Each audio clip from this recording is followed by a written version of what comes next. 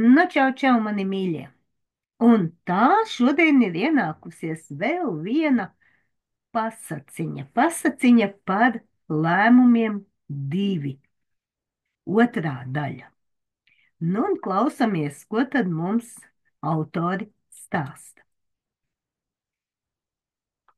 Šā gada 17. decembrī pienāca jauna informācija par jaunākajiem līdzradītāju un Galaktiskās komitejas lēmumiem par turpmāko Zemes attīstību, kurš scenārijs mūsu planētai un cilvēcei tiks īstenots un kurš par ko ir atbildīgs. Un kā izrādījās, tad scenārijs planētai un scenārijs cilvēcei tie ir pilnīgi atšķirīgi scenāriji, ko raksta un īsteno dažādas augstākās būtnes. Scenāriju cilvēcei rada vieni, apstiprina citi un īsteno vēl trešie. Agrāk Gaja bija starp tiem, kas apstiprināja scenāriju, bet viņiem nebija tiesību pieņemt neatkarīgus lēmumus un tos izpildīt. Tagad tikai viņai un 14D Altera Gaja logosam tiek piešķirtas ekskluzīvas pilnvaras to darīt. Visi pārējie var darboties kā konsultanti. Un kāpēc agrāk bija citādi? Bijušais planētas logos bija piepildīts ne tikai ar Gajas aspektiem, bet arī ar bijušā vietējā visuma melnā līdzradītāja, viņa toreizējā dipola pasaules mātes Sofijas, viņu dēlu Jeltabota un citām gaismas, tumšo un pelēko būtņu aspektiem. Un tāpēc Zemes logos un Gaja nevarēja pieņemt lēmumus par planētas evolūcijas scenāriju. Šodien, pēc jaunā 14. dimensijas logosa parādīšanās, situācija ir dramatiski mainījusies. Šīs divas augstākās būtnes, tātad Gaja un 14D logos, ir saņēmušas ekskluzīvas tiesības attīstīt Zemes scenāriju un tā izpildi, bet ne cilvēku civilizācijas scenāriju, kas paliek absolūta un līdzradītāja pilnvarās un atbildībā. Bet abi spēles scenāriji, kā Zemei, tā cilvēkiem, ir izlīdzināti un sinhronizēti. Un no šī brīža uz Zemes galvenokārt 14D logos saskarsies ar izaicinājumu pretoties lēmumu pieņemšanas centram, kuru vada negatīvie citplanētiešu A un attiecīgi izpilda savu scenāriju mūsu planētai un mums. Un nebūs viegli mainīt šo situāciju un sistēmu, jo mēs esam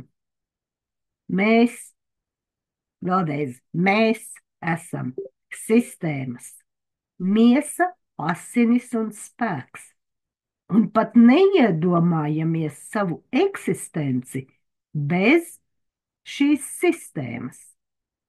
Mēs esam tās galvenais balsts un mugurkauls, un ar katru savu elpu, vēlmi, domām un komentāriem, centieniem un lēmumiem. Mēs esam šīs sistēmas šedevrs. Saliekti, salauzti un pilnīgi pakļauti sistēmai, mēs meklējam laimi tikai sev, bet nekad mēs to neuzbūvēsim, jo katrs vienmēr meklē tam līdzekļus ārpus sevis, un tie tiek ātri izsmelti.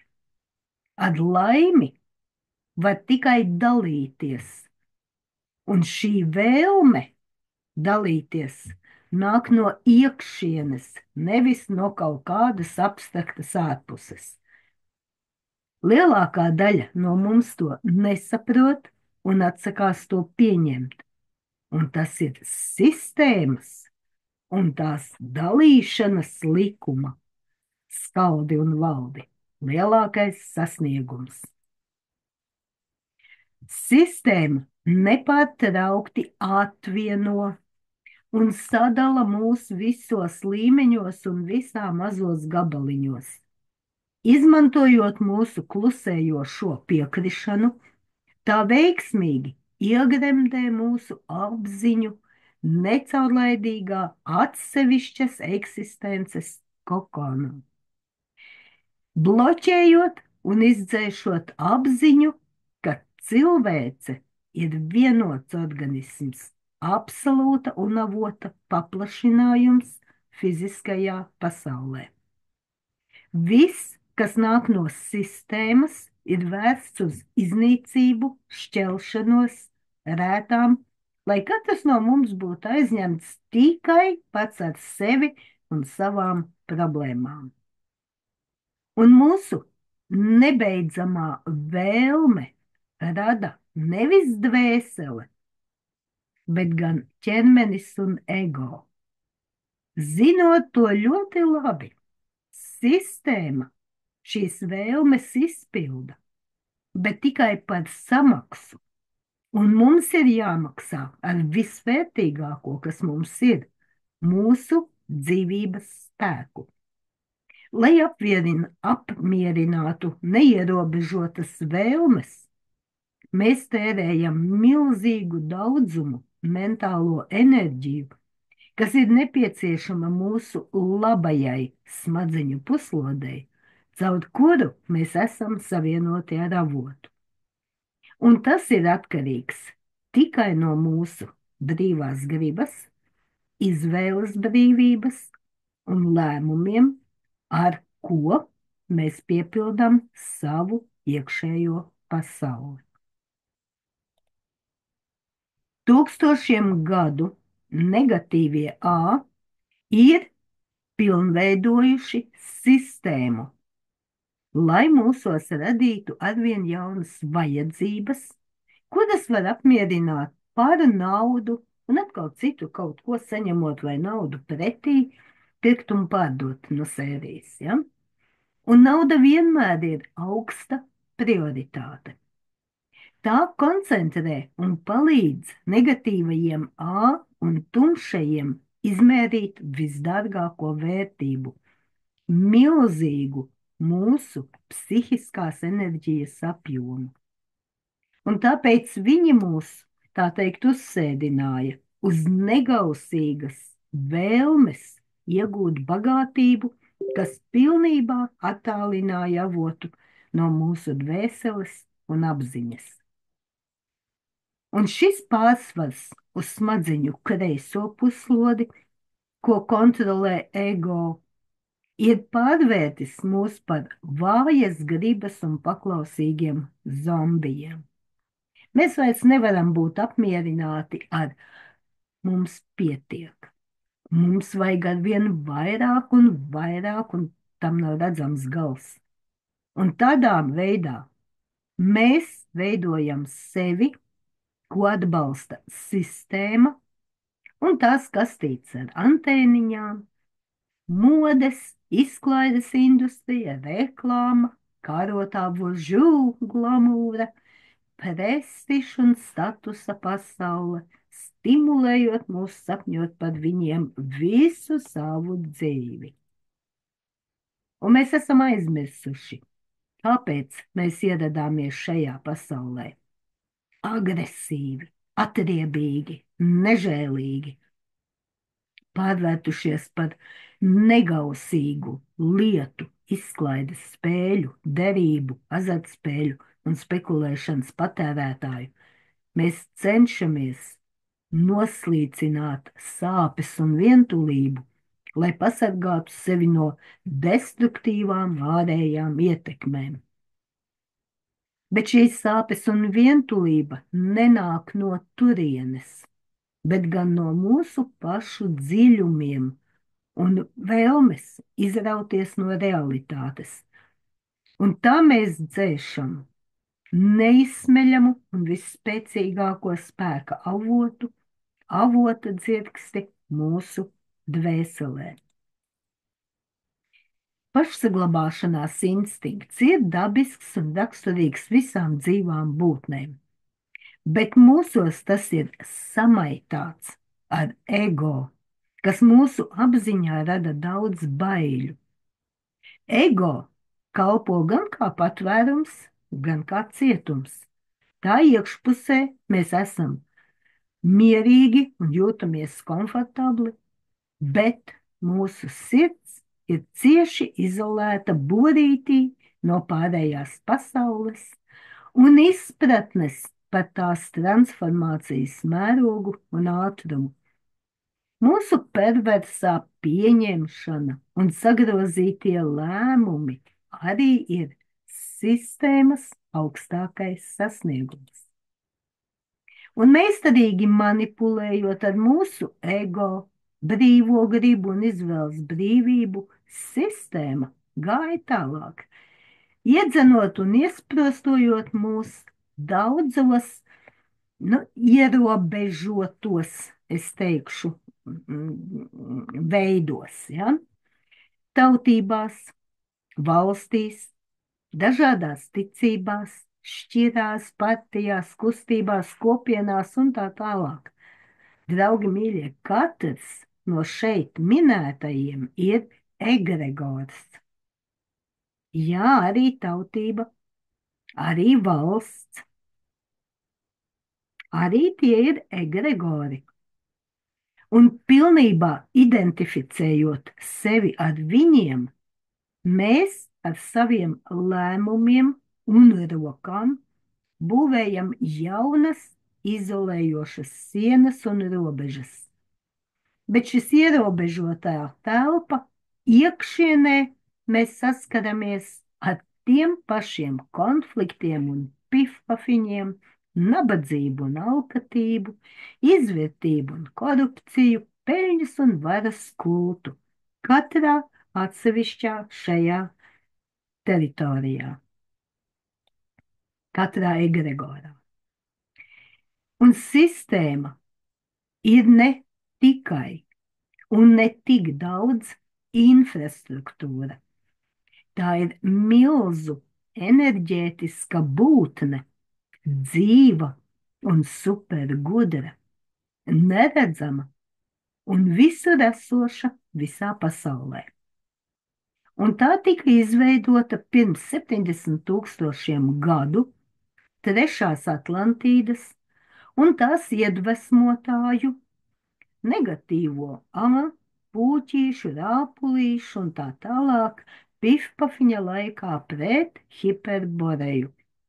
Kas šis pifpafiņš nekad nav apstājies un šobrīd atkal ir, tā teikt, pacēlies zināmā augstumā. Ja? Un te var lasīt pasaciņu par Atlantīdu un arī iepriekšējās pasaciņas, kur tieši tas bija minēts.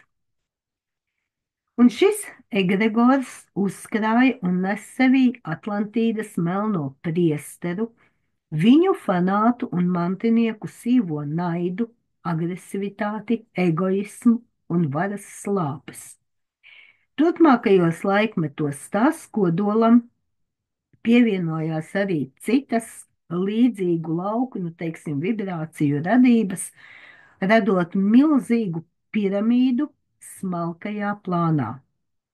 Virspusē uz Zemes tā izpaužas kā globāla varas struktūra, kas noķērusi lamatās, dehumanizētās elites un to ģenētisko hibrīdu pašas netīrākās kolektīvās domformas. Un Zemes un vietējā visuma ķermenī šī piramīda ir kā vēža audzējs. Un tas dzīvo tikai pastāvīgi barojoties no mūsu negatīvās enerģijas, kas pati sevi nevar saražot. Un tas ir viens no galvenajiem iemesliem, kāpēc negatīvo A un viņu rokas puišu uz zemes ieviesa tik daudz visādus kultus un rituālus, iestudēja desmitiem plāna dēmijas, simtiem dažādas kataklizmas, tūkstošiem pifpafiņu, kas līdz pat šodienai piepilda šos egregorus ar spēku un vitalitāti. Un tikai mēs brīvprātīgi atbalstam sistēmu ar savu spēku, palīdzot tai valdīt pār pasauli. Visas mūsu ciešanas, bailes un konflikti ir ļoti svarīgi piramīdai. Bez mums tā nevar pastāvēt. Barojot to ar savu enerģiju, mēs palielinām tās deficītu sevī. Ja mēs barojam ar enerģiju viņus, tad mūsos enerģija paliek mazāka. Kas padara mūs vājus, vadāmus un paklausīgus, un mēs nostājamies pret avotu. Un līdzīgi kā negatīvie A un tumšie, mēs esam ārkārtīgi agresīvi un apsūdzoši savā naidā pret līdzradītājiem. Nu, es saprotu, ka šajā brīdī uz šo pasakiņu bija atkal ļoti daudz komentāri pēc iepriekšējās pasakiņas, un autors tos vienkārši ir ielicis šajā pasakiņas kontekstā. Ja, jo šeit es saprotu, pilnīgi jūtu, ka te mainās bišķi enerģētika, ja, ka autors mēģina mums parādīt, kādi tad mēs patiesībā lielākā daļa esam. Tātad mēs esam ārkārtīgi agresīvi un apsūdzoši savā naidā pret līdzradītājiem. Jūs jau no iepriekšējiem pasakiņām man no šiem komentāriem ziniet, kādi viņi bija. Ieejot jebkurā mājas lapā, mēs it kā paceļamies augstāk par šiem muļķīgajiem mazajiem čalīšiem un metam sejā savus skarbākos vārdus un komentārus. Tāds izskatās vidējais komentētājs, kurš mētājās ar ļoti nepatīkamiem komentāriem un visu komentē, un viņam liekas, ka viņš ir vislabākais pasaulē. Un mēs vienmēr domājam, ka tas ir diezgan smieklīgi, ka šie autori reaģē sakot, ka viņi nav vainīgi un ka vainīgi esam vienīgi mēs, tikai mēs esam tie vainīgie. Un tāpēc viss izvēršas šādi. Un tātad, vai līdzradītāji, turpinās šis te komentētājs, ja, darīja labu darbu un rūpējās par mums, lai mēs ciestu cauri visām šīm sliktajām lietām. Viņi nepārprotami ir atbildīgi par šo situāciju, un tāpēc viņi cenšas tagad atrisināt šo problēmu. Mums pārējiem, izņemot viņus, neizdevās atrisināt šo problēmu. Un problēma ir tā, ka, ja viņi ar to rīkojas neefektīvi, mēs esam tie, kas cieš no kaitējuma un sāpēm. Un tāpēc mums ir tiesības to komentēt. Tas ir tāpat kā tad, ja kāds kļūdās un nepareizais cilvēks gūst ievainojumu. Viņi ir diezgan egoistiski, viņiem trūkst empātijas un ir netaisnīgi aspekti. Un visnepatīkamākais ir tas, ka jūsu rases un augstāko rasu nevērības dēļ labos cilvēkus uz zemes jau sen ir uzvarējuši sliktie cilvēki, un viņiem ir jādzīvo katra diena, bet jūs, augstākās rases, viņiem neesat palīdzējuši, tāpēc labajiem cilvēkiem ir dienu no dienas jāizdzīvo pašiem. Daudzi cilvēki ir kļuvuši par invalīdiem, slimiem vai nomiruši, jo viņi nevarēja to izturēt. Vai nav žēl, ka viņiem ir jācieš noziegumi un jāizdzīvo, jo viņiem nav aizsardzības? Vai tie labie cilvēki jums vienkārši ir kā izmestas kārtis? Kāpēc jūs tieši nepalīdzat atrisināt kosmosa problēmas vai rasu uzbrukumus? Ko jūs vēlaties, lai cilvēki, kuri jau ir ievainoti, darītu?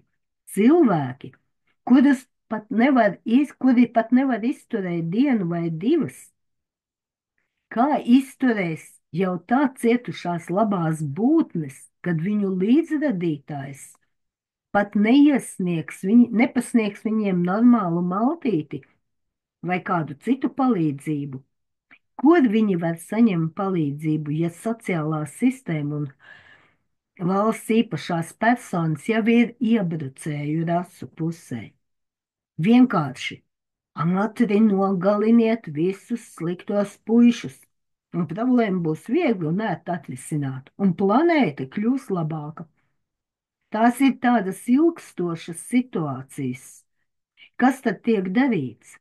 Jums ir jāatbrīvojas no visas tumsas. Vai līdzradītājiem nav iespēja to izdarīt? Būtu vieglāk, ja viņi vienkārši no visa atbrīvotos. Visi citi vainīgi, tikai ne es. Es taču esmu labais, balts un pūkains. Un tādā jaukākajā veidā no mūsu puses šim logosam 14D būs jāpieņem lēmumi un jārīkojas. Un tas ir laiks līdz šī gada 21. decembrim. Šodien ir 19. Tātad dažas dienas. Un 22. datumā, tātad 22. decembrī, evolūcijas programmā, jeb notikumu scenārijā nākamajam cikla periodam, līdzradītāji tiks ielādēti Zemes logosa cēloņsakarību matricā. Kas tas būs? Nu, par to nākamajās pasaciņās, un kā jūs saprotat, tas var notikt ļoti drīz. Parasti tas ir dažas dienas pēc notikuma. Nu, tātad gaidām uz Ziemassvētku beigām jaunu pasaciņu, teiksim tā. Nu, tā, draugi mīļie, tādi mēs esam. Ja skatās ļoti, ļoti tā no augšas uz visu zemi. Ja nu šeit ir izvilkts laukā vispār sistēmu un šie sliktie komentētāji, kas ir daudz, bet tas ir tie pamatā, kuri joprojām ir 3D matricā. Un šie komentētāji ir šīs matricas pašā apakšā. Un viņi to paši nesaprot. Bet mēs zinām, ka mēs esam jau ļoti izauguši, un mēs uz to visus jau skatāmies no līdzradītāju viedokļa. Un tā, mani mīļie, smaids sejā, gaišas domas šajā skaistajā priekšsvētku un svētku periodā. Gan jau mēs vēl kādā dienā tiksimies, gan jau kāda pasaciņa uzradīsies. Nu tā, smaids sejā un gaišas domas.